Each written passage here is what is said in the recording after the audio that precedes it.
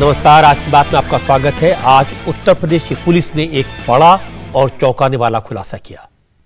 UP police का दावा है कि 25 मार्च को, जिस दिन योगी आदित्यनाथ का शपथ समारोह था, उस दिन उनके होम टाउन गोरखपुर में बड़ा दंगा कराने की साजिश रची गई थी। सैनिक के मौत को मुद्दा बनाया गया था। सड़क पर लाश रखकर प्रदर्शन शुरू हुआ। साजिश के तहत नारेबाजी हुई, पथराव हुआ, आगजनी हुई। लोगों को भड़काने की कोशिश की गई, लेकिन पुलिस ने वक्त रहते हालत पर काबू पा लिया। इस मामले में कुल 14 लोगों को अब तक गिरफ्तार किया गया है और पुलिस का दावा है कि गोरखपुर में दंगा कराने की यह साजिश, इसको रचने वाले मुख्य आरोपी समाजवादी पार्टी के 3 नेता हैं। साजिश का भंडाफोड़ होने के बाद ये तीनों फरार हैं। पुलिस ने इनके ऊपर 25-25 हजार रुपए का इनाम घोषित किया है। गोरखपुर से जो तस्वीरें आई वो परेशान करने वाली है, लेकिन पुलिस ने उस दिन के दर्जनों वीडियो जुटाए, सीसीटीवी कैमरों का फुटेज चेक किया, फोन कॉल्स, उनकी डिटेल्स चेक की, लोकल इंटेलिजेंस की मदद ली और जब साजिश के सारे सबूत मिल गए तो पुलिस ने अपराधियों की धरपकड़ शुरू की। आज की बात में आज मैं आपको इस साजिश की पूरी डिटेल्स दूंगा। आपको बताऊंगा यूपी में कैसे योगी के शपथ ग्रहण के दिन ही कानून व्यवस्था को ग्रहण लगाने की कोशिश की गई। आपको जानकर हैरानी होगी कि साजिश करने वालों ने सैनिक की डेड बॉडी को सियासी मोहरा बनाया और पूरे गोरखपुर शहर को आग लगाने की साजिश रची। इस साजिश का मकसद क्या था, साजिश का खुलासा कैसे हुआ और साजिश को अंजाम देने वाले हैं कौन, यह सब आपको बताऊंगा। लेकिन सबसे पहले आपको 25 मार्च की तस्वीरें दिखाता हूं और तस्वीरें देखकर आपको अंदाजा लग जाएगा, जिस तक लखनऊ में योगी आदित्यनाथ का शपथ ग्रहण समारोह चल रहा था उस वक्त गोरखपुर का क्या हाल था, वहां पर माहौल कैसा था। तस्वीरें देखकर आपको पता लगेगा कि साजिश कितनी गहरी थी, तैयारी कितनी पक्की थी।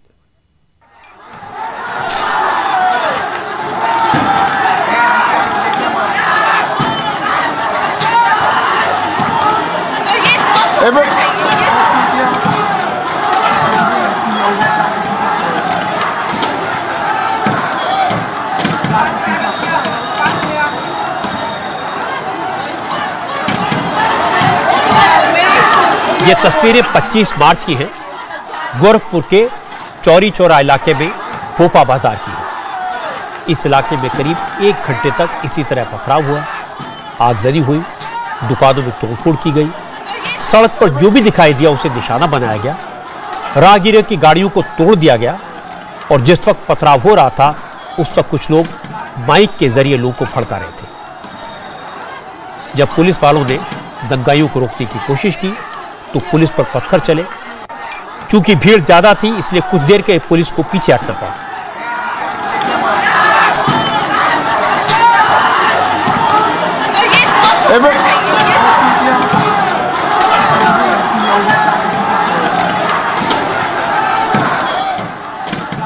मौके का फायदा उठाकर दंगाइयों ने पुलिस की गाड़ियों पर हमला बोल दिया।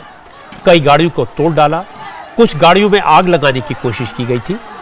लखनऊ में स्वेरिंग सेरेमनी चल रही थी और गोरखपुर में समाजवादी पार्टी के नेता दंगा कराने का इंतजाम कर रहे थे, लोगों को भड़का रहे थे। और दुख की बात यह कि यह सब एक शहीद सैनिक को सम्मान दिलाने के बहाने हुआ। सैनिक की लाश को सड़क पर रखकर पुलिस पर पत्थरबाजी की गई। क्योंकि सैनिक का शव सड़क पर रखा था इसलिए प्रशासन फोर्स का इस्तेमाल नहीं कर सकता था। इसी का फायदा उठाकर माहौल को खराब करने की कोशिश की गई। आज जब पुलिस ने पूरी साजिश का खुलासा किया तो हमारे संवाददाता पवन नारा मौके पर पहुंचे। पवन ने बताया इस इलाके के कुछ दुकानदार तो अब भी इतने डरे हुए हैं कि कोई कुछ बोलना नहीं चाहता, लेकिन कुछ लोगों ने साफ साफ कहा समाजवादी पार्टी के नेताओं ने उस दिन माहौल को बिगाड़ने की कोशिश की थी। भीड़ का नेतृत्व समाजवादी पार्टी के नेता कर रहे थे। जब यहां बवाल हो रहा था चौराहे पर तो पत्थर चले, दुकानदार दुकान बंद कर चले गए। यहां एक पत्थर लगा जिसकी गवाही ये टूटा हुआ शेल्फ दे रहा है। यहां भी एक पत्थर लगा है। लगातार पथराव हो रहा था। अब सवाल उठता है कि बाजार में पथराव करने से क्या हासिल होगा? क्या ये मकसद उपद्रव फैलाना था? ये दुकानदार यहीं मौजूद थे। लेकिन कैमरे पे आकर कोई नहीं बोलना चाहता है। आगे जरा कुछ लोगों से बात कर लेते हैं। पथराव कब शुरू हुआ? पथराव करीब 8 बजे बहुत ताबड़तोड़ पथराव स्टार्ट हुआ। बहुत काफ़ी लोग स्टार्ट किए, जो है पुलिस के जवान लोग भाग गए, कई पुलिस चोटा गए, मतलब बहुत क्षति हुआ यहाँ पे, बहुत काफ़ी चोटें लग गई। हम लोग का दुकान बच गया, यही ढेर है। अच्छा, दुकान का सामने का ही मामला है। तो आपको लगा था कि आगजनी भी हो सकती है? एकदम लगा था, एकदम मतलब बल कमजोर थोड़ा सा और बना देता तो कुछ भी हो सकता था यहाँ पे। अच्छा, पुलिस वाला अगर कमजोर होता तो कुछ भी हो सकता था यहाँ पे। अच्छा, हाँ। तो यहाँ क्या जिस तरह से नाम आ रहे हैं, कुछ समाजवादी पार्टी के नेताओं के नाम आ रहे हैं, आपने देखा उनको? हाँ, वही लोग तो थे ही, समाजवादी पार्टी के ही लोग थे। मान लीजिए हमारे सामने मनोरंजन जी दिखे, जो डीएम साहब से मीटिंग कर रहे थे, बातचीत कर रहे थे, और जो है कई तरह के नेता इसमें थे, जो सपा से लोग बातचीत कर रहे थे। डीएम साहब भी बहुत समझाने की कोशिश किए कि अपना गाड़ी भी लगवाए पीएससी का, उसमें से लाश जबरदस्ती ये लोग उतरवा लिए हैं। अच्छा, हाँ, मतलब बहुत अलग तरीके से यहाँ। अब सवाल ये कि सैनिक को सम्मान दिलाने की आड़ में दंगा कैसे हो सकता है? पत्थरबाजी करने की, आगजनी करने की जरूरत क्यों पड़ी? पता है चला कि आर्मी के जवान धनंजय यादव की सिक्किम में संदिग्ध हालात में मौत हो गई थी। अफसरों का कहना है कि धनंजय यादव ने आत्महत्या की। वो आर्मी में एजुकेशन हवलदार की पोस्ट पर सिक्किम में तैनात था। धनंजय यादव 3 दिन से लापता थे। चौथे दिन उनकी डेड बॉडी मिली। आर्मी ने परिवार वालों को धनंजय की मौत की जानकारी दी। उनकी डेड बॉडी को एम्बुलेंस के जरिए गोरखपुर भेजा, क्योंकि आर्मी के रूल के हिसाब से अगर किसी जवान की मौत संदिग्ध हालात में होती है तो फिर उसका अंतिम संस्कार सैनिक तरीके से नहीं किया जाता। यह बात भी धनंजय के परिवार वालों को बता दी गई थी। परिवार वाले धनंजय का अंतिम संस्कार अपने रीति रिवाज के मुताबिक करना चाहते थे। वो धनंजय की डेड बॉडी लेने पहुंच गए थे, लेकिन समाजवादी पार्टी के कुछ नेता मौके पर पहुंचे। परिवार वालों को धनंजय की लाश लेने से रोका। समाजवादी पार्टी के नेता धनंजय की डेड बॉडी को जबरन उसके घर से करीब 8 किलोमीटर दूर बाजार में ले गए और चौराहे पर रखा। फिर प्रदर्शन शुरू किया, भीड़ जुटाई और ईंट पत्थर का इंतजाम भी किया। माइक लगाकर भड़काने वाले भाषण दिए गए। हालात खराब हुए तो प्रशासन के बड़े अफसर मौके पर पहुंचे, लोगों को समझाया, लेकिन तभी जबरदस्त पत्थरबाजी शुरू हुई। शव को यहां इस चौराहे पर रखा गया। यहां उसके बगल में एक अनाउंसमेंट सिस्टम लगाया गया, जहां से लगातार भीड़ को एड्रेस किया जा रहा था। और ये 2:45 पर धरना शुरू हुआ और ये धरना रात 7:55 तक चला और 7:55 पर यहां पथराव होने लगा और पुलिस को भीड़ को काबू करने के लिए आंसू गैस के गोले छोड़ने पड़े। लेकिन इस सब के बीच एक सबसे बड़ा तथ्य जो सामने आया है कि इस भीड़ में 3 समाजवादी पार्टी के नेता थे, जिन पर 25-25 हजार रुपए का इनाम पुलिस की तरफ से घोषित किया गया है। और अब पुलिस इस बात की जांच कर रही है कि क्या ये सोची समझी साजिश थी। सवाल इसलिए क्योंकि शहीद सैनिक का घर इस चौराहे से 8 किलोमीटर दूर है और शहीद का परिवार सैनिक के शव को इस सड़क पर नहीं लाना चाहता था। इसके अलावा एक वीडियो और वायरल हुआ है जिसमें शहीद के पिता हाथ जोड़कर कह रहे हैं कि शहीद के पार्थिव शरीर को ले जाने दीजिए, यही हमारे लिए सैनिक सम्मान है। लेकिन भीड़ नहीं मानी। पवन नारा बता रहे थे कि 25 मार्च को हालात खराब थे। सिचुएशन को कंट्रोल में करने के लिए आसपास के कई थानों की फोर्स बुलानी पड़ी। जब हालात काबू में आए उसके बाद पुलिस ने पूरे इलाके के सीसीटीवी फुटेज निकाले। जितने वीडियो थे उन्हें देखा। पत्थरबाजी में शामिल एक एक शख्स की पहचान हुई। उसके बाद धरपकड़ शुरू हुई। अब तक 14 आरोपियों को गिरफ्तार किया जा चुका है। समाजवादी पार्टी के 3 नेताओं पर 25-25 हजार रुपए का इनाम रखा गया है। इनके खिलाफ हत्या की कोशिश, सरकारी कर्मचारियों पर हमला करने का केस दर्ज किया गया है। पुलिस का दावा है कि उसके पास आरोपियों के खिलाफ पुख्ता सबूत हैं। समाजवादी पार्टी के मनोरंजन यादव, नरसिंह यादव और शब्बीर अहमद ने भीड़ को भड़काया, दंगा कराने की कोशिश की। मनोरंजन यादव 2017 में चौरी चौरा विधानसभा सीट से चुनाव लड़ चुके हैं। नरसिंह यादव चौरी चौरा विधानसभा क्षेत्र में समाजवादी पार्टी के अध्यक्ष हैं और शब्बीर अहमद उर्फ डब्ल्यू सभासद हैं। जी, इसमें 3 मुख्य लोग हैं जो नेतृत्व कर रहे थे क्राउड का। सुबह से उसको इनाम घोषित किया गया है। उनकी क्या भूमिका रही है, इस पर हम लगातार नज़र बनाए हैं। इनका क्या बैकग्राउंड रहा, किस प्रकार से इन्होंने घटना कारित की है, और इन तीनों पे 25,000 का इनाम किया है। कुछ अन्य लोग भी थे जो नेतृत्व कर रहे थे, उनको गिरफ्तार कर चुकी है पुलिस। तो कुछ लोगों ने माहौल ख़राब करने के लिए इसमें उपद्रव किया और उनको वीडियो और फोटो के आधार पर चिन्हित करके हम आगे कार्रवाई कर रहे हैं। सभी का फोटो और वीडियो हमारे पास उपलब्ध है, उसी के आधार पर ये कार्रवाई की गई है। और इस प्रकार की जो भी इन्होंने कार्रवाई की है उसमें कठोरतम कार्यवाही इनके खिलाफ की जाएगी। हत्या का प्रयास, सरकारी मुलाजिमों पर हमला करना, उनके कार्य में बाधा पहुंचाना, पब्लिक संपत्ति को नुकसान पहुंचाना, जो वहां पर राहगीर थे उनके वाहनों में तोड़फोड़ जो की गई है उसका भी पुलिस ने अलग से 5 मुकदमे दर्ज करवाए हैं। एक मुकदमा आरपीएफ की तरफ से दर्ज करवाया गया जहां रेलवे स्टेशन पर जाकर इन्होंने बाधा उत्पन्न करने का प्रयास किया है, उसमें अलग से कार्रवाई चल रही है। और इसमें आगे जो भी निरोधात्मक कार्रवाई कठोरतम होगी वो की जाएगी। पुलिस का दावा है कि साजिश रचने वालों को पहले से मालूम था कि सैनिक का शव एम्बुलेंस से कब पहुंच रहा है, इसलिए इन लोगों ने पहले ही माहौल को खराब करने की पूरी तैयारी कर ली थी। वरना अचानक इतनी भीड़ जुटाना, पत्थर इकट्ठे करना, आगजनी का सामान जुटाना संभव नहीं है। जब पुलिस ने इस नजरिए से जांच शुरू की तो सारे सबूत मिलते गए और साबित हो गया कि योगी के शपथ ग्रहण के दिन योगी के शहर में दंगा कराने की साजिश की गई थी। हमारे संवाददाता पवन नारा ने बताया कि आगजनी को 3 दिन बीत चुके हैं, 14 आरोपी सलाखों के पीछे पहुंच चुके हैं, लेकिन साजिश के निशान अभी भी मौजूद हैं। आगजनी के सबूत अभी भी बिखरे पड़े हैं। इस पथराव के बाद वाहनों में भी आग लगाई गई, पुलिस की कुछ गाड़ियां टूट गई। ये एक निजी वाहन है, बाइक है, जो कि चोरा चोरी इलाके के ग्राम प्रधान का है, उसने पुलिस को तहरीर दी है। ये बाइक पूरे तरीके से जल गई है।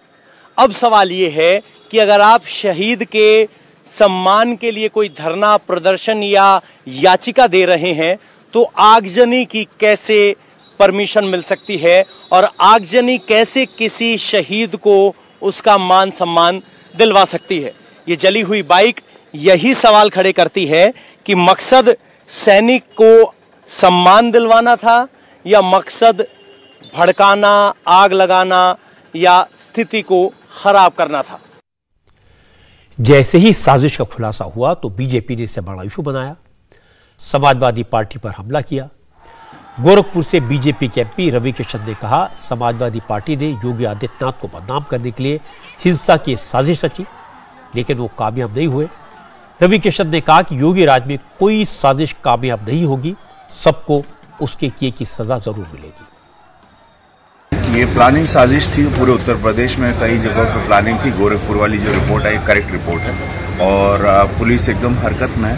वो लोग पकड़े जाएंगे जो भी ये प्लानिंग के तहत थी। डिटेलिंग क्योंकि अब उनको सोचना चाहिए कि वो जो महाराज जी की बहुमत की सरकार है, बारीकी से हर चीज़ों पे गौर किया जा रहा है। जो भी उत्पात मचाएगा या डराएगा, धमकाएगा या समाज को कोई भी हानि पहुंचाएगा, अब वो बचेगा नहीं। तो ये जो भी लोग थे उनकी डिटेलिंग पूरी रिपोर्टिंग पता चल गई है, उनके नाम भी वो सब फरार हैं, लेकिन तुरंत उनको पकड़ा जाएगा और उनको कानून के दायरे में लाया जाएगा। सैनिक की मौत का सहारा लेके उस पर राजनीति करना, दंगा फैलाने की कोशिश करना है। उनकी एम्बुलेंस से उतार के उनकी बॉडी के साथ उन्होंने बहुत कुछ उसको राजनीतिक जो कलर रंग दिया है वो बहुत ही गलत बात है, लेकिन वो बचेंगे नहीं क्योंकि उनकी सारी रिपोर्टिंग आ गई। एक बड़ा दंगे की साजिश थी, बहुत बड़ा दंगा करना चाह रहे थे जिस दिन को शपथ हुई। योगी सरकार में कैबिनेट मिनिस्टर सूर्य प्रताप शाही ने कहा जनता ने समाजवादी पार्टी को इसी तरह की हरकतों के कारण नकारा है। अगर समाजवादी पार्टी अभी भी नहीं संभली तो भगवान ही मालिक है। समाजवादी पार्टी के लोगों का काम शुरू से ही अराजकता पैदा करना रहा है और वो इस तरीके से इसी वजह से जनता ने उनको पराभूत भी किया है। बाकी जो उन्होंने घटनाएं की हैं, कानूनी जो कार्रवाई हो रही है वो वैधानिक तरीके से की जा रही है।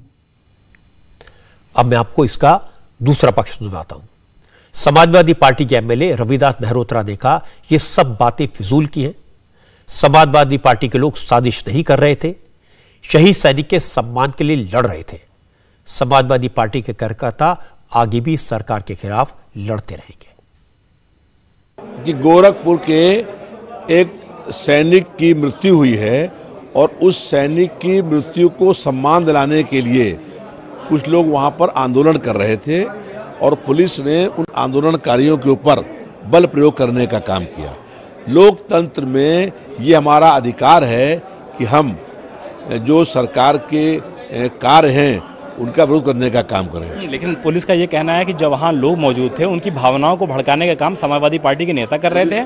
पुलिस प्रशासन सरकार दबाव में काम कर रही है और बदले की विद्वेष की भावना से काम कर रही है। समाजवादी पार्टी के कार्यकर्ताओं पर झूठे आरोप लगाने का काम हो रहा है। हम लोग लोकतांत्रिक तरीके से जनता के मुद्दों को लेकर के संघर्ष करने का काम करते हैं और अगर सीमा के ऊपर कोई जवान की मृत्यु होती है तो उसको सम्मान मिले, ये हम लोग चाहते हैं। रविदास मेहरोत्रा कह रहे हैं कि समाजवादी पार्टी के नेता सैनिक के सम्मान के लिए लड़ रहे थे। बीजेपी के नेता कह रहे हैं कि दंगा कराने की भारी साजिश रची गई थी। हम मान लेते हैं कि दोनों तरफ के नेता गलत बयानी कर रहे हैं। हम ये भी मान लेते हैं कि पुलिस कुछ तथ्यों को छुपा रही होगी। इसलिए हकीकत जानने के लिए हमारे संवाददाता पवन नारा धनंजय यादव के गांव पहुंच गए, उनके परिवार वालों से बात की। धनंजय यादव के चाचा जयनाथ यादव ने कहा हंगामा करने वाले बाहरी लोग थे। उनके परिवार वाले, गांव वाले धनंजय का अंतिम संस्कार करना चाहते थे, लेकिन अचानक इतनी भीड़ आ गई, हंगामा शुरू हो गया। परिवार वालों को धनंजय की डेड बॉडी नहीं लेने दी गई। प्रदर्शन शुरू हो गया। प्रदर्शन करने वाले कौन थे वो उन्हें नहीं पहचानते। अब राजनीतिकरण हम नहीं कह सकते कि राजनीतिकरण है, ये हम कह सकते कुछ बाहरी उपद्रवी थे जो हम लोगों को इतनी संख्या में थे कि हम लोग गांव का 150-200 लोग थे, उनको नहीं सक्षम हो पाए कि अपनी बॉडी उठा लें। डीएम साहब के सामने की बात है। और उन लोगों ने हम लोगों को थप्पड़ भी मारा, गाली भी दिया। हम लोग पहचान नहीं पाए कहाँ के लोग थे। भीड़ ने आपके परिवार को धक्का मुक्की किया, मारा। हम लोग भी नहीं पहचान पा रहे थे कि परिवार के हैं कि बाहरी हैं। हम लोग भी नहीं पहचान पाए कि वो लोग बाहरी हैं या किसी लोकल हैं। यानी उस भीड़ में कुछ लोग ऐसे थे जो आपके साथ भी धक्का मुक्की और बदतमीजी कर रहे। हाँ सर, ऐसा हुआ। तो इनका कहना है कि वहां उपद्रवी तत्व थे। एक वक्त ऐसा आया जब परिवार शव को गांव लाने के लिए तैयार था, लेकिन उसी दौरान शव को गाड़ी से उतार दिया गया और पथराव शुरू हो गया। अगर गोरखपुर में वाकई में समाजवादी पार्टी ने दंगा फसाद कराने की साजिश की, सियासत का खेल खेला, तो ये चिंता की बात है। कल ही मैंने आपको दिखाया था कैसे बीजेपी को वोट देने का इल्जाम लगाकर बाबर अली की पीट पीट कर निर्मम हत्या कर दी गई थी। उसका कसूर यह बताया गया कि उसने बाकी मुसलमानों की तरह समाजवादी पार्टी का साथ नहीं दिया। आज अखिलेश यादव ने ट्विटर के जरिए यूपी की कानून व्यवस्था पर कई सवाल भी उठाए। सब ये बात जानते हैं कि विधानसभा के चुनाव में यूपी की कानून व्यवस्था चाक चौबंद होने का फायदा योगी आदित्यनाथ को मिला। अगर यूपी में पिछले कुछ दिनों की घटनाओं को, सारी बयानबाजी को इस बैकग्राउंड में देखा जाए तो समझा जा सकता है कि माजरा क्या है। अब यह जिम्मेदारी योगी आदित्यनाथ की है कि वो अराजकता फैलाने वालों को, दंगा कराने वालों को सिर उठाने का मौका न दे। यूपी में तो विरोधी दल पर माहौल को खराब करने का इल्जाम है, लेकिन बंगाल में तो ममता बनर्जी की पार्टी के एमएलए लोगों को धमका रहे हैं। और यह सिर्फ इल्जाम नहीं है, धमकी बाकायदा प्रेस कॉन्फ्रेंस में दी गई, कैमरों के सामने दी गई। ममता के एमएलए ने कहा जो लोग बीजेपी वोट देंगे उन्हें देख लेंगे। घर में बीजेपी के सपोर्टर हो तो घर में ही रहना, पोलिंग बूथ तक मत जाना, तभी सुरक्षित रहोगे। सोचिए अगर एमएलए इस तरह खुलेआम धमकी दे तो क्या होगा। पश्चिम बंगाल की पन्नावेश्वर असेंबली सीट से तृणमूल कांग्रेस के विधायक नरेंद्र नाथ चक्रवर्ती का एक वीडियो आज सामने आया है। इस वीडियो में नरेंद्र नाथ चक्रवर्ती बीजेपी के सपोर्टर से कह रहे हैं कि वो चुनाव के दिन घर से बाहर न निकलें, ना वोट डालें। अगर बीजेपी समर्थकों ने वोट डाला तो इसके अंजाम भुगतने होंगे। যারা কট্টর বিজেপি, যাদেরকে হারানো যাবে না, তাদেরকে চমকাতে হবে। বলবে আপনি যদি ভোট দিতে যান আমরা ধরে নেব বিজেপির ভোট দেবেন, ভোটের পর আপনি কোথায় থাকবেন সেটা আপনার নিজের ইচ্ছে। আজ যদি ভোট দিতে না যান, আমরা ধরে নেব আপনি আমাদের সমর্থন করছেন। আপনি ভালোভাবে থাকুন, ব্যবসা করুন, বাণিজ্য করুন, চাকরি করুন, আমরা আপনার संगे আছি। आप सोच रहे होंगे बंगाल में तो चुनाव हो चुका, अब धमकी क्यों दी जा रही है? क्या वीडियो पुराना है? तो मैं आपको बता दूं, ये नया वीडियो है। असल में आसनसोल लोकसभा सीट पर बाई इलेक्शन हो रहा है।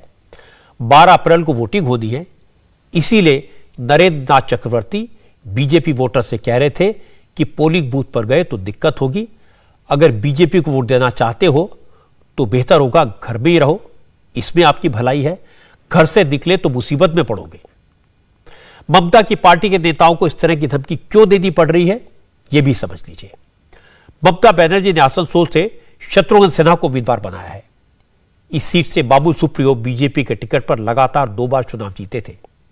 उन्होंने इलेक्शन में 1,90,000 से ज्यादा वोटों से चुनाव जीता था। अब बाबुल सुप्रियो तृणमूल कांग्रेस में शामिल हो गए हैं और बालीगंज से तृणमूल कांग्रेस के टिकट पर असेंबली का चुनाव लड़ रहे हैं। आसनसोल में बीजेपी का सपोर्ट अच्छा खासा है। यह सीट बीजेपी के पास थी, लेकिन अब ममता इसे किसी भी कीमत पर जीतना चाहती हैं, इसलिए उनकी पार्टी के नेता हर तरह के दांव अपना रहे हैं। क्योंकि तृणमूल कांग्रेस के विधायक का वीडियो बाहर आ गया, इसलिए बीजेपी ने इससे बड़ा इशू बनाया। दिल्ली में बंगाल के बीजेपी एमपीज ने आज चुनाव आयोग से इसकी शिकायत की। नरेंद्र नाथ चक्रवर्ती के खिलाफ कड़ी कार्रवाई करने की मांग की।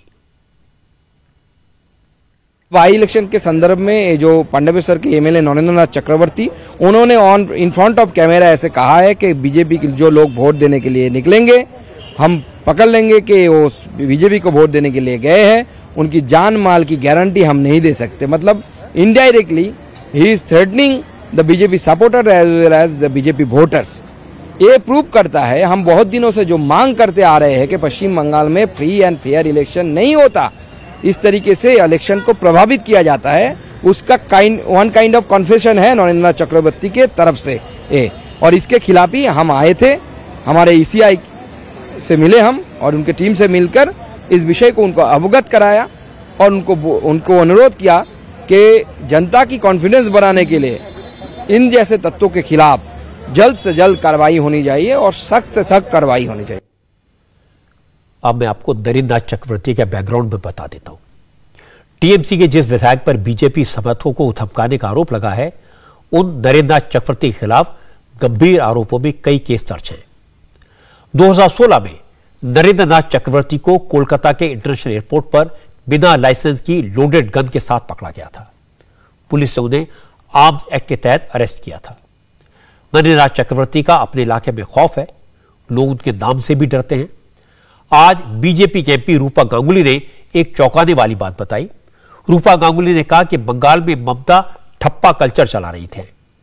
तृणमूल कांग्रेस के नेता अपनी पार्टी के काडर का वोट भी खुद ही डालते हैं, अपनी पार्टी के लोगों को भी पोलिंग बूथ पर जाने से रोक देते हैं, क्योंकि उन्हें अब अपनी पार्टी के लोगों पर भी यकीन नहीं है।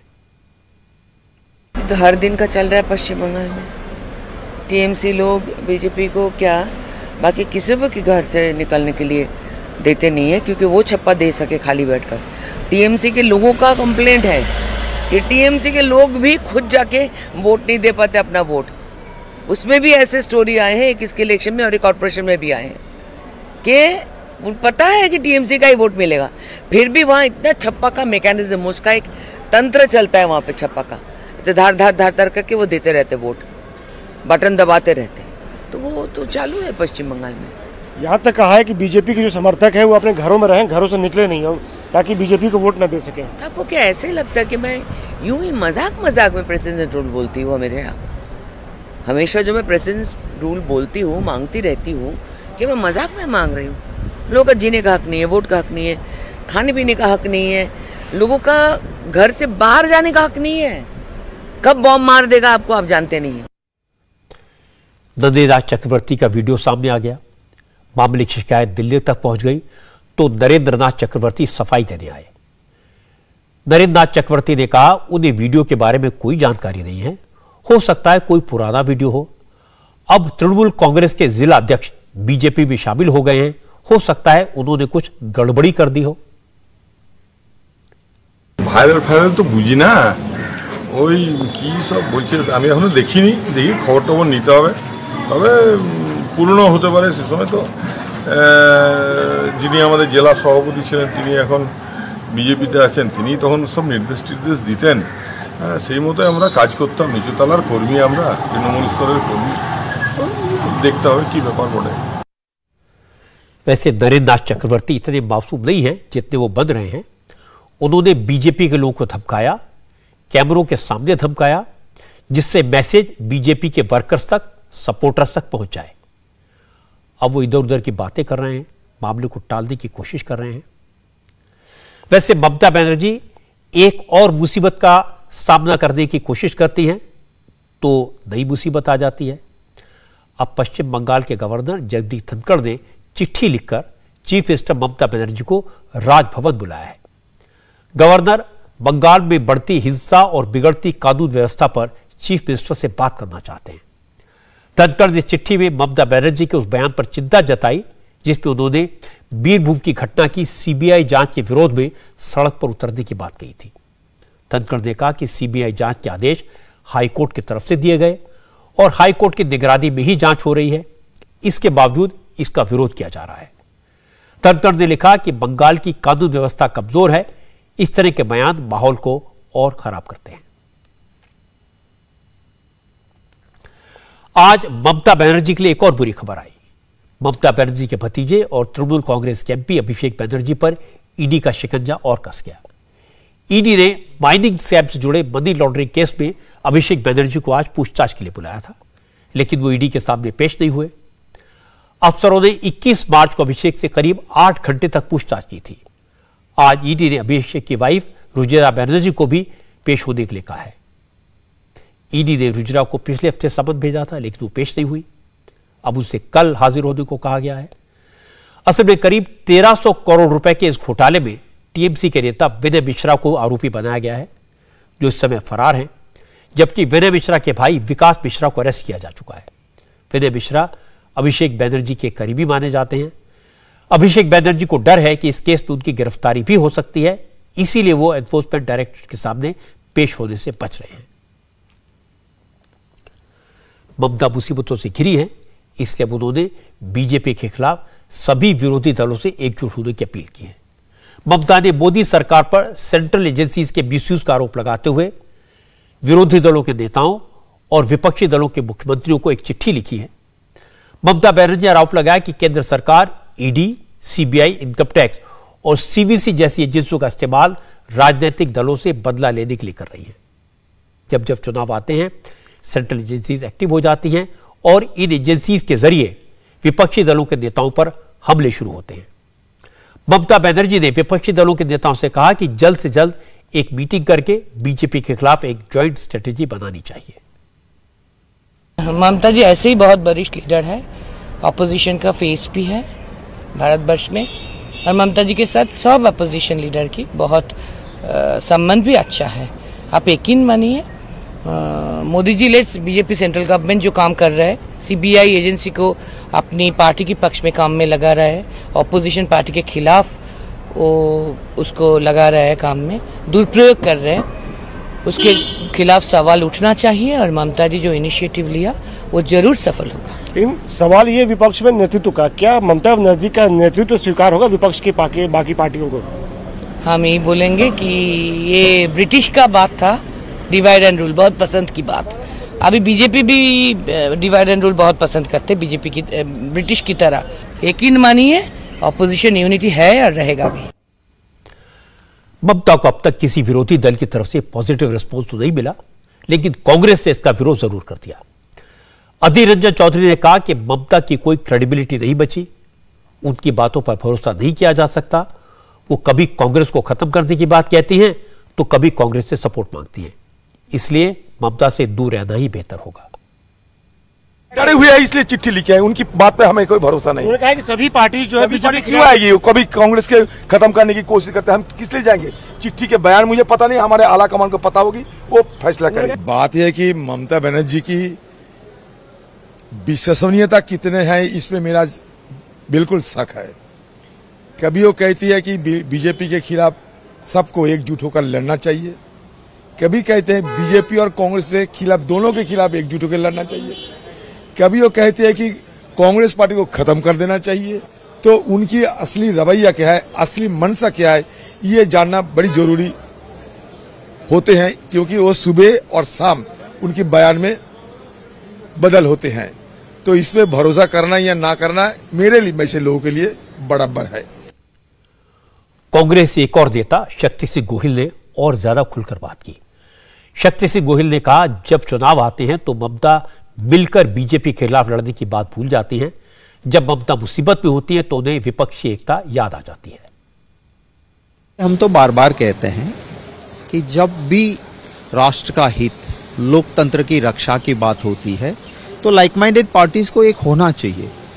तो जरूर अगर यही बात समझते तो शायद गोवा में आज भाजपा की सरकार नहीं होती, कांग्रेस की सरकार होती, और जगह पे भी। तो अगर लाइक माइंडेड पार्टीज को हर प्लेटफॉर्म पे थोड़ा बहुत सोच समझ के साथ आना, ये राष्ट्र के हित के लिए भी है, लोकतंत्र की रक्षा के लिए भी जरूरी है। और अब सुनिए ममता को बीजेपी ने क्या जवाब दिया। संबित पात्रा ने कहा, ममता बनर्जी इसलिए परेशान है क्योंकि हाईकोर्ट ने बीरभूम के मामले की जांच सीबीआई को सौंप दी है।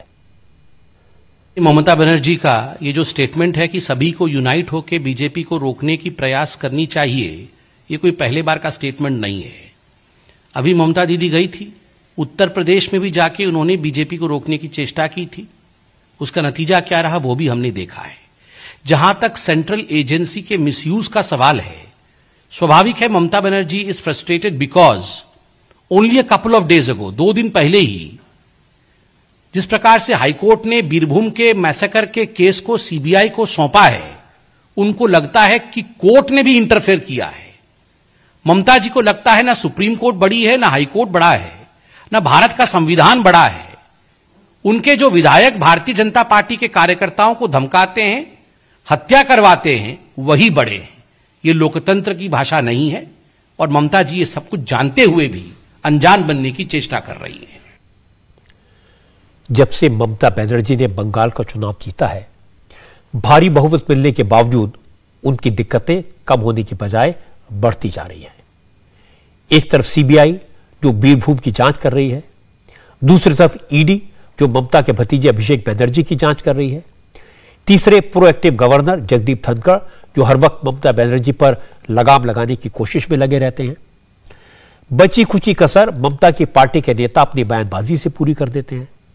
कोई मारकाट और खून खराबे को जस्टिफाई करता है तो कोई बीजेपी को वोट देने वालों को सरेआम धमकी दे देता है। इन सब चीजों को ममता बनर्जी संभाल सकती हैं, लेकिन इनका एक बड़ा नुकसान उनके नेशनल कैंपेन को हुआ है। बंगाल में बीजेपी को हराने के बाद ममता बनर्जी ऐसे लीडर के तौर पर इमर्ज हुई थी जो मोदी के खिलाफ सारे विरोधी दलों को लीड कर सकती हैं, चैलेंजर बन सकती हैं। लेकिन अब लगता है पहले उन्हें बंगाल संभालना होगा, और दूसरी बात है कि पंजाब में जीत के बाद अब केजरीवाल को लगता है कि मोदी का नेशनल चैलेंजर तो उन्हें होना चाहिए, उनके पास तो 2-2 स्टेट हैं। और अब मैं आपको कश्मीर की बदली फिजा की कुछ तस्वीरें दिखाता हूं। 32 साल के बाद कश्मीर में पंडितों की वापसी शुरू हो गई है। कश्मीरी पंडित खंडर हो चुके अपने पुश्तैनी घरों को लौट रहे हैं, अपने घरों को फिर से बना रहे हैं। हमारे संवाददाता मंजूर मीर ने बताया कि अनंतनाग जिले के बटपोरा और लोनपुरा गांव में बहुत सारे कश्मीरी पंडित लौटे हैं। अब इस इलाके में कश्मीरी पंडित अपने पुराने घरों की मरम्मत करवा रहे हैं, नए घर बनवा रहे हैं। ये तस्वीरें अनंतनाग जिले के लोनपुरा गांव की हैं। 1990 के पहले इस गांव में कश्मीरी पंडितों के करीब 250 परिवार रहते थे, लेकिन 32 साल पहले जो कत्लेआम हुआ उसके बाद कश्मीरी पंडित घर बार छोड़कर भागने को मजबूर हो गए। अब उनमें से कुछ परिवार कश्मीर लौट आए हैं और कई परिवार ऐसे हैं जो बहुत जल्द कश्मीर लौटने की तैयारी कर रहे हैं। मोतीलाल भी उन्हीं कश्मीरी पंडितों में से एक हैं जो 1990 से पहले लोनपुरा गांव में कारोबार करते थे।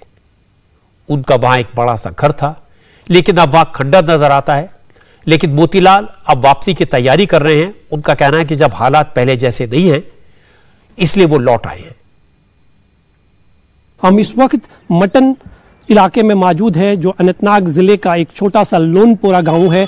इस गांव में करीबन 250 कश्मीरी पंडितों के कुंबे थे और इनके आलीशान मकान थे, लेकिन ये मकान जो है आज पूरी तरह से खंडरात में तब्दील हो चुके हैं। मेरे पीछे आप ये खंडरात देख सकते हैं। कभी 1990 के दशक में यहाँ पर बहुत अच्छे खासे घर हुआ करते थे। आसपास में एक बहुत बड़ी मुस्लिम आबादी भी है, लेकिन अब कश्मीरी पंडितों को ये उम्मीद सी जाग उठी है कि कश्मीर में हालात जो है अब पहले से बेहतर हो गए हैं और बहुत सारे कश्मीरी पंडित जो है पिछले 1-2 सालों में कश्मीर वापस भी लौट चुके हैं।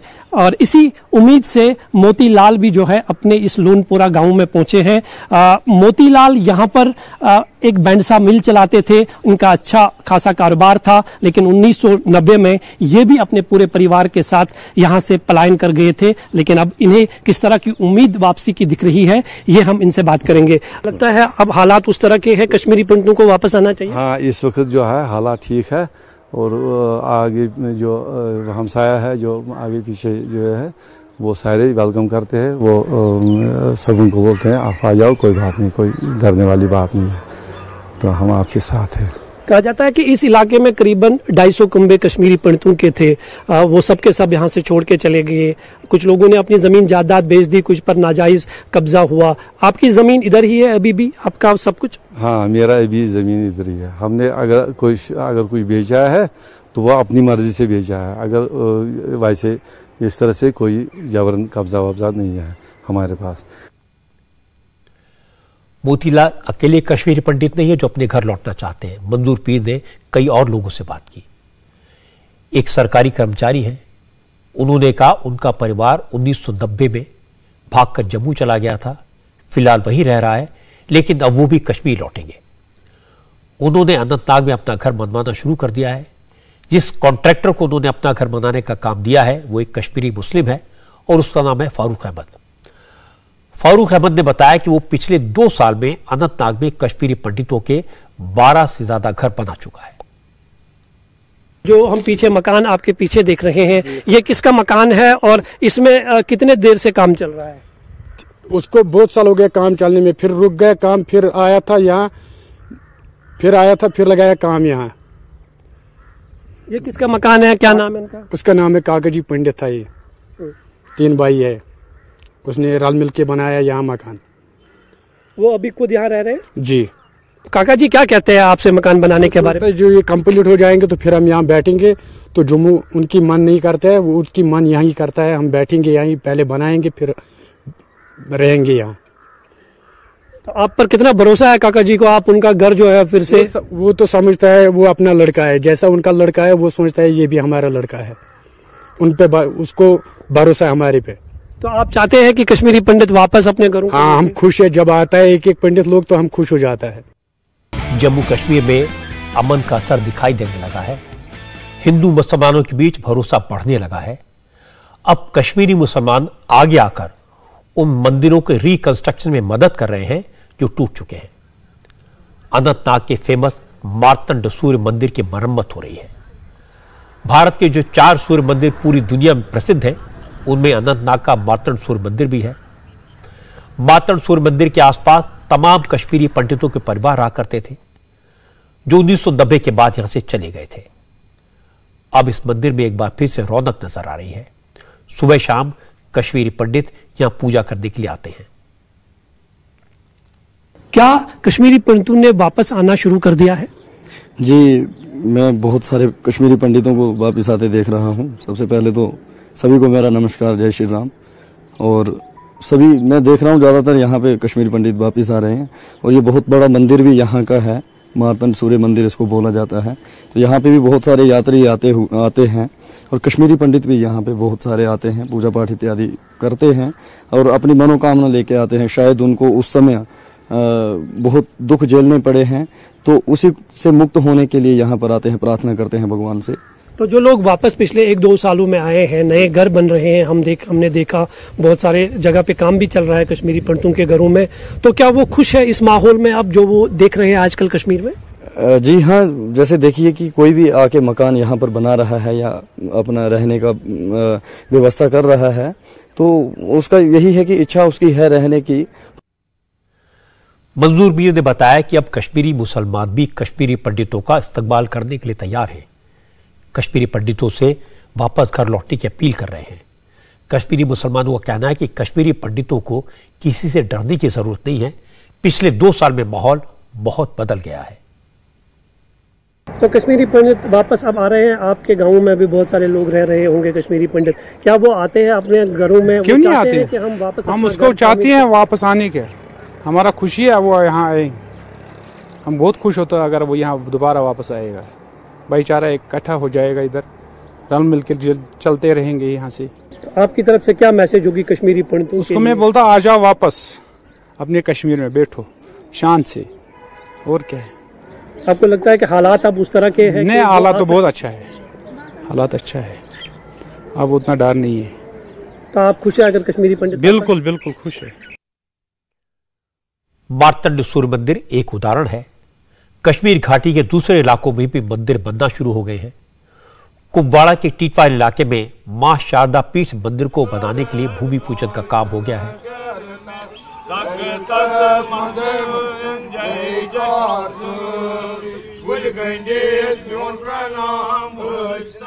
कश्मीर में जो ओरिजिनल शारदा पीठ मंदिर था वो इलाका पीओके में है, इसलिए सेव शारदा कमेटी नाम के संगठन ने टीटवाला इलाके में उसी जगह मंदिर बनाने का फैसला किया जहां पहले शारदा पीठ जाने वाले श्रद्धालु विश्राम किया करते थे।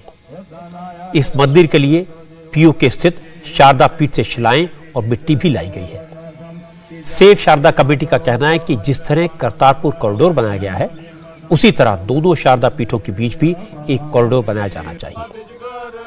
इस शारदा पीठ मंदिर के बगल में एक गुरुद्वारा भी बनाया जा रहा है।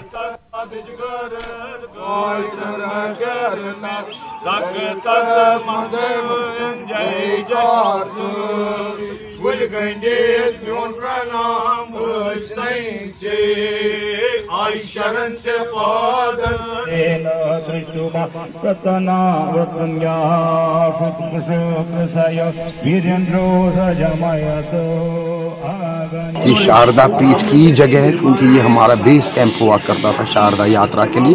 यहाँ से छड़ी मुबारक निकलती थी, यहाँ से ही यात्री चलाना जाते थे और चलाना से होके आगे दुदनियाल के रास्ते से जो है 8 मुकाम और शारदा पहुँचते थे। तो अब ये एक हमारा ट्रेडिशनल रूट है, हमारा केरन का भी रूट है वहाँ जाने का। हमारा रूट जो है लिदरवन जुमागढ़ से भी है। तो क्योंकि यहाँ हमने देखा कि यहाँ फैसिलिटीज़ इतनी ज़्यादा है और जो लोकल्स का यहाँ सपोर्ट हमें देखने को मिला कि हमें किस तरह से इस्तेकबाल किया गया टंगडार में, खुसूसन यहाँ के लोग, सरपंच, सारे जर्नलिस्ट मित्र जितने भी यहाँ पे है, उन्होंने किस तरह से इसको महफूज रखा है और डिमार्केट करके दिया। रेवेन्यू रिकॉर्ड क्लियर है और अब हम चाहते हैं कि इधर का गुरुद्वारा आप देख सकते हैं शुरू हो गया। आज कश्मीर से एक और अच्छी खबर आई। 2 साल के बाद इस बार अमरनाथ यात्रा फिर धूमधाम से होगी। इस बार अमरनाथ यात्रा 30 जून को शुरू होगी और 11 अगस्त तक चलेगी, यानी 43 दिन हजारों श्रद्धालु बाबा बर्फानी के दर्शन करने कश्मीर आएंगे। पिछले 2 साल से कोरोना की वजह से अमरनाथ यात्रा नहीं हो पाई थी। तब अमरनाथ यात्रा सांकेतिक तौर पर निकाली गई थी, सिंबॉलिक थी। सिर्फ कुछ साधु सन्यासी छड़ी मुबारक लेकर अमरनाथ गुफा में गए थे ताकि परंपरा को निभाया जाए। पिछले 24 घंटे में हमारे देश में कोरोना के कुल 1259 नए मामले सामने आए हैं। पॉजिटिविटी रेट 0.4% से भी कम है। अब तक देश में वैक्सीन की करीब 190 करोड़ डोज लगाई जा चुकी है। दिल्ली में 12 साल से ऊपर के 56% बच्चों को भी वैक्सीन लग चुकी है। ये सारे के सारे फिगर्स सुकून देने वाले हैं। ये सारे के सारे फिगर्स बताते हैं कि अब हमारे यहां कोरोना का खतरा बहुत कम है, लेकिन तो भी सावधानी की जरूरत है। इसीलिए आज मैं कोरोना का जिक्र कर रहा हूं, क्योंकि हमारे पड़ोसी देशों में कोरोना लगातार बढ़ रहा है और सबसे बड़ा एग्जाम्पल चाइना से आया। चाइना ने अपने सबसे बड़े शहर शंघाई में लॉकडाउन लगा दिया है। पूरे शहर में सन्नाटा है, लोग घरों में कैद हैं। शंघाई के स्टेडियम्स को और बिजनेस सेंटर्स को आइसोलेशन सेंटर में बदल दिया गया है। दुनिया भर में मशहूर शंघाई के वर्ल्ड एक्सपो सेंटर को भी आइसोलेशन सेंटर में तब्दील करना पड़ा है। शंघाई से ऐसे वीडियो आए हैं जिनमें लोग खाने पीने के सामान के लिए लड़ते दिखाई दिए।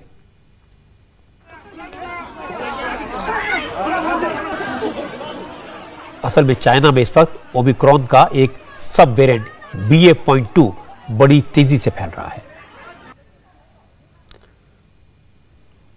और चूंकि चाइना में कोरोना फैला है, इसलिए दुनिया के सभी मुल्कों को एक बार फिर से सावधान रहने की जरूरत है। इंडिया टीवी हर वक्त हर जगह डाउनलोड करने के लिए सर्च करें India TV news Google play store या ऐप स्टोर पर।